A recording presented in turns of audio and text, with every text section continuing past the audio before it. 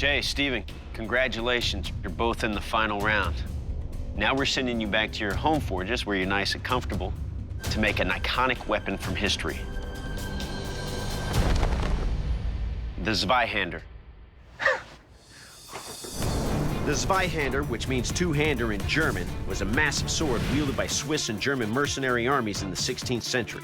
Sometimes stretching to over 6 feet in length, the Zweihander was a longsword featuring an extended grip and broad guard. As European armies employed more pikes and polearms on the battlefield, the Zweihander emerged as a counterweapon. This enormous sword was used to break up pike formations by cutting spear ends and opening up holes in enemy lines. Due to its size, the Zweihander was only wielded by the biggest and most audacious soldiers. If these soldiers survived charges into enemy spears, they would often be paid double for their substantial risk. The Zweihander eventually faded from the battlefield, but survives today in games such as Dark Souls. It must be an effective working version of that weapon. I've never made a Zweihander before. Of course, I've never made a friction folder either, but that turned out okay, right? Your blade must have a double-edged flamberge blade, guard, ricasso, pommel, and 2 lugs. You will have 5 days at your home forge to complete this challenge. At the end of those 5 days, you will return and present your weapons to our panel of expert judges. Only after they submitted them to a series of brutal tests will they declare one of you the champion. Good luck, bladesmiths. We'll see you in 5 days. Yeah. Today, we're gonna forge the Damascus and get our rough forged blank, hopefully. I'm looking for about 200, maybe 250 layer ladder pattern Damascus. One thing I like to do when I really want to just kind of get into it and rock it out, I'll eat a super spicy pepper. Yeah, let's go! So far, it's coming together really good. My grind marks, beat up right here in the center really good. It's time to quench. When you have a 5-foot blade, that means you have to have almost a 5-foot quench tank, which means now to get the blade in the quench tank, you're at 10 feet in the air. This could be pretty bad. If the quench doesn't go good, we're gonna have to start all over.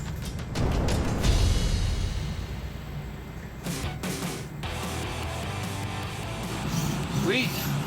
Didn't break. That's what I was hoping for. Now I can start working on the guard.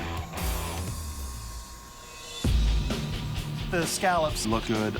I got the handle glued on and tightened down. So today we're gonna get it sharp and test it. I'll see your watermelon and raise you a bucket.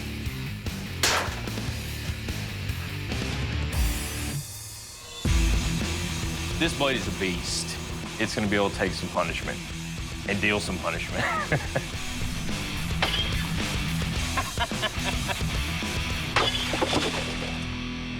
Each will cut. Now, the Zweihander was known as a weapon of intimidation. To test the sharpness of your edge, I'm going to cut into this bundle of sugarcane twice, once with either side. Jay, you're up first. Are you ready? Ready as I'm ever gonna be. I know my blade's sharp, I know it'll do good, I'm expecting something epic. But until it's really put to the test, you just never know.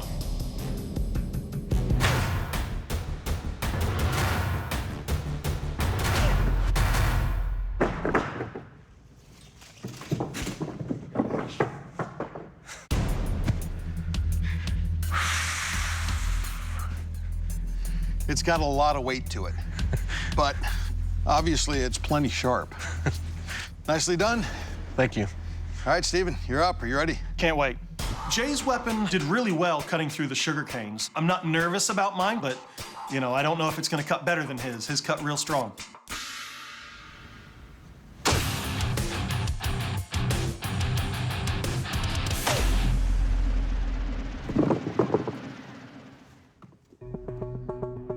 It's light, it's easy to wield. That guard, it's almost where it's into you when you're swinging it.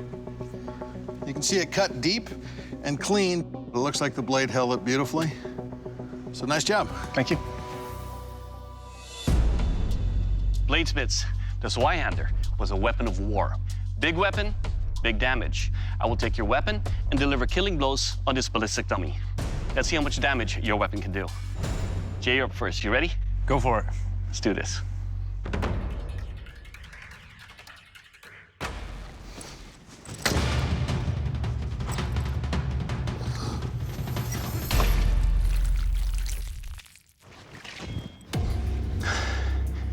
It is a heavy weight, and it's harder to manipulate with multiple blows. But on the thrust, I was able to go in one side and all the way on the opposite side of the dummy. This, sir, will kill. Thank you. Steven, you're up next. You ready? Absolutely. Let's do this.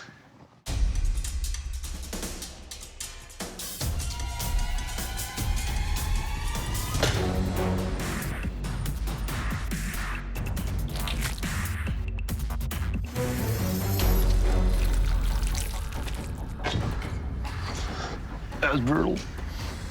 Okay, Steve, the edge of your sword is sharp enough to lacerate all the way into the ribs. And on the power strike, that would disembowel and ruin this person. That's the idea. This sword will kill. Good job. Thank you. Gentlemen, this is the strength test.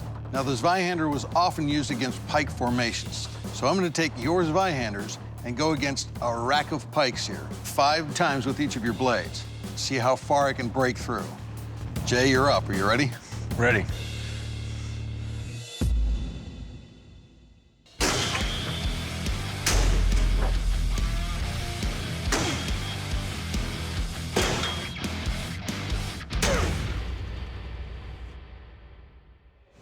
Wow.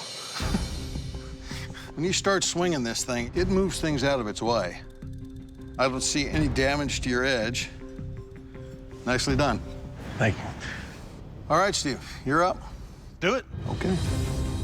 The third test is probably the one I'm the most confident about. You know, I've beat the heck out of this sword and it's doing well. So now it's just how much mayhem can Dave cause.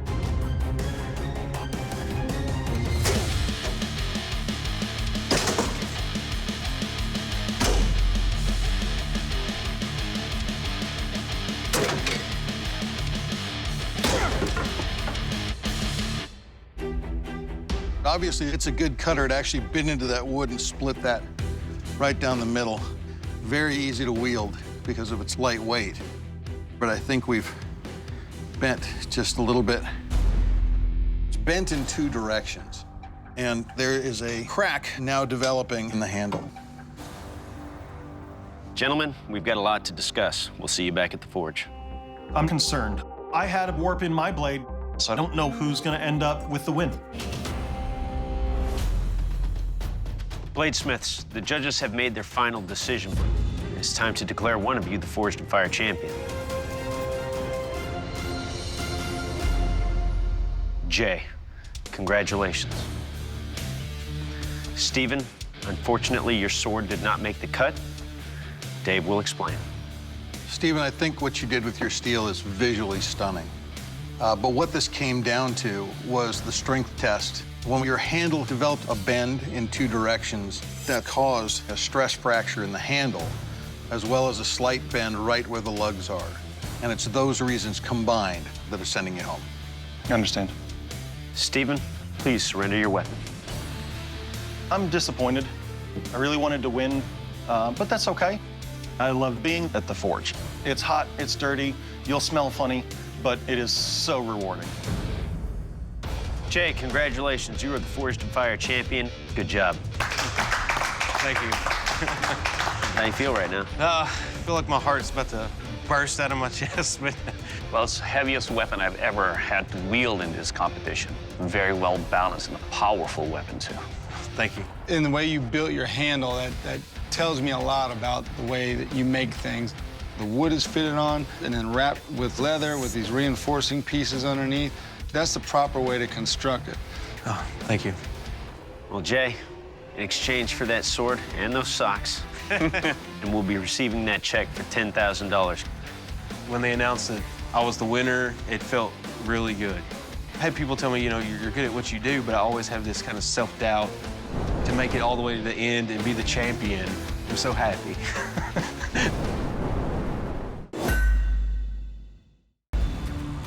Matt, Ben, you've been here before. You know the deal. We're sending you home to recreate an iconic weapon from history. However, there's a twist. Of course. You knew there would be. Because you are both Forged in Fire champions, we have decided to bring back an extremely challenging weapon. The Scottish Claymore. Claymore! Yeah. Enjoy. This massive two-handed sword was wielded by Scottish Highlanders as early as 1490. Made famous in modern pop culture by the film Braveheart, its impressive size and length made it a fearsome weapon.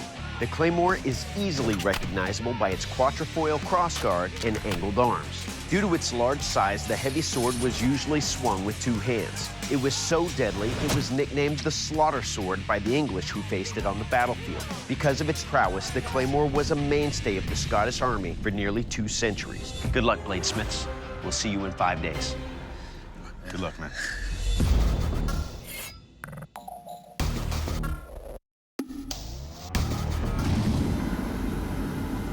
Today I plan to get 2 billets of Damascus welded up, hopefully twisted, maybe welded to each other. It'll be a good day if I could get all 3 of those things done.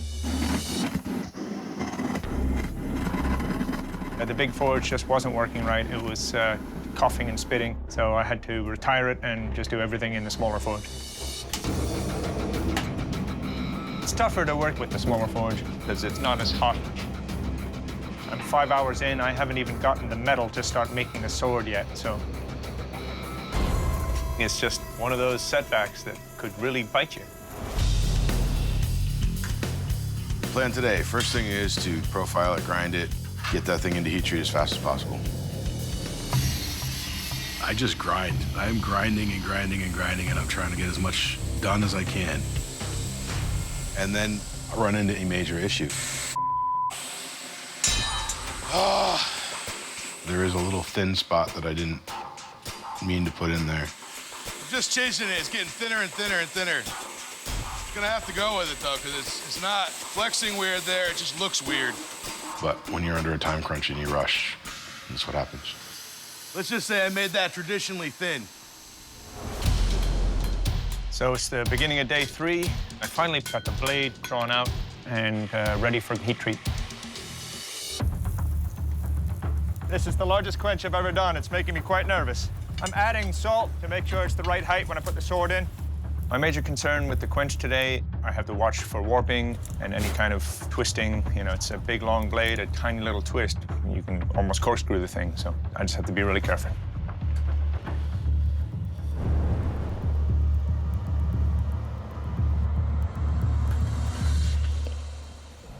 I'm very happy. The quench seemed to go really well. Sword is still straight. It's a good day. So yesterday, I got the sword rough assembled. I got the handle core fit and the guard roughed out. I'm feeling pretty confident I'm gonna get done, and I am exhausted. There's 2 ways to become rich as a knife maker. Start with a small fortune, start with a large one. And I'm not a rich person, so $10,000 would definitely help.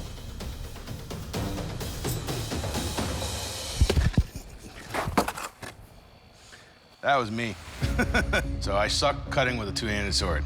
I think my sword is capable of cutting much better than that. We'll see what happens. It's day 5. At the end of last night, I was very, very happy with my progress. Pulling a sword out of the etch for the first time was one of my favorite parts. I hose it down, and I get my first glimpse of the pattern that's in that blade. Absolutely gorgeous. And I've got a long list of things that I need to do. It's just time to get to work. I kind of feel like a surrogate mother. I spent an entire week making this thing and putting my blood, sweat, and tears into it.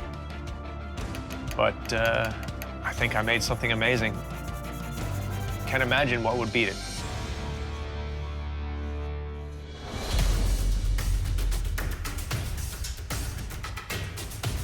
Ben, Matt, welcome to the gun range. I think in Ben is terrified. The idea of somebody shooting a sword. I was the first time, too, so I understand. As you can see, we've brought back a test worthy of a champion's blade.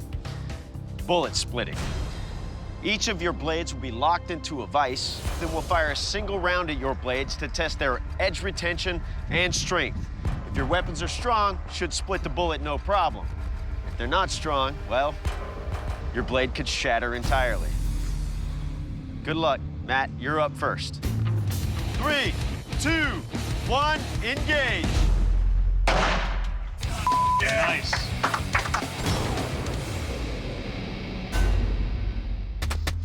You got a couple little dimples on the edge there, just a little bit dulled, but everything held up beautifully. Good job, Matt. Thank you. Ben, you're up. Are you ready? Sure, let's do it. Got it. Let's get it ready. 3, 2, 1, engage. Nice. There we go. Yeah, that sucker just fragmented. He's got a lot more profile than a blade.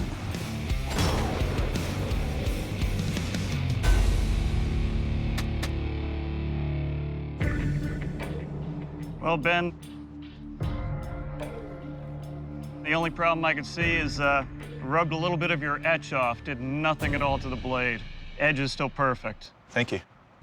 Gentlemen, the Scottish Claymore, as you know, was a brutal weapon on the battlefield. So to test the sharpness of your blades, I'm going to take a single blow through both these front legs of the horse, simulated with sugarcane. If your blades are sharp, they should pass right through. Matt, you're up. Are you ready? Yeah, kill the horse.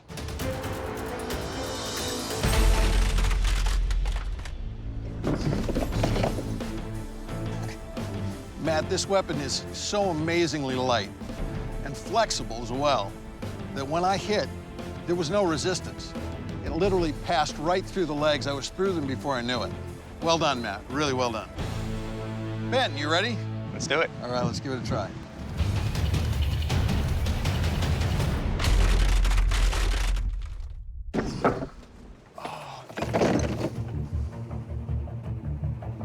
He's still down. Yeah. Well, Ben, it cut cleanly through the first leg. Kind of bogged down in the second leg, unlike Matt's. And I have a feeling it's the width of the profile up here, just slowing it down a bit. But I don't think that horse is running ever again. Nicely done, Ben. Thank you. Bladesmiths, this is the kill test.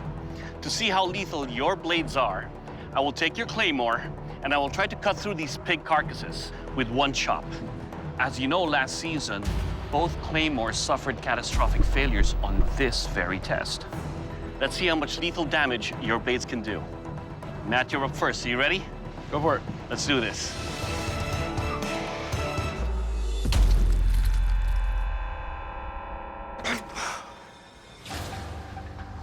It didn't break. That's the important part.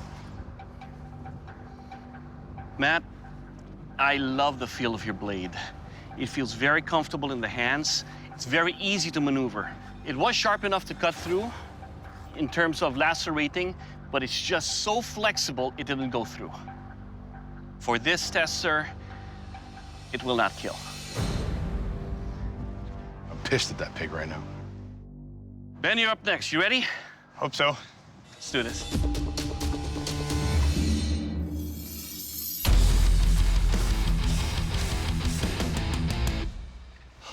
Ben, this blade just sliced all the way through that carcass. It's flexible. It's got a good feel to the cut. This, sir, will kill. Thanks. Good job.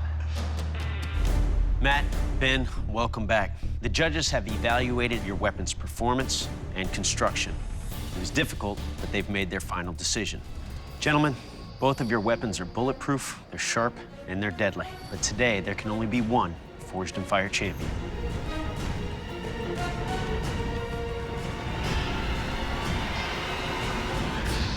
Ben, congratulations. You are our first two-time Forged in Fire champion. Great job. Matt, I have to ask you to surrender your Scottish Claymore. I'm a Forged in Fire champion. That's never gonna go away. I don't feel like I failed in this. I don't feel like I'm a loser in this or anything. I just feel like Ben did slightly better, and that's awesome. Ben, you are our first and only two-time Forged in Fire champion. You will also be receiving that check for 10 grand. Your Claymore is a thing of beauty, not only to look at, but to wield. I'm a loss for words. Thank you very much. Oh, my God. I am the Forged in Fire champion of champions. I can't believe it. The people I was competing against are so good. To actually come out and win this thing, It's absolutely amazing.